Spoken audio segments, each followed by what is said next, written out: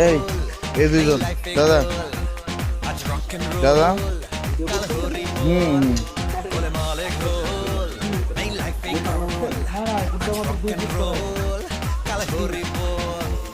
রসে বসে আর রসে বসে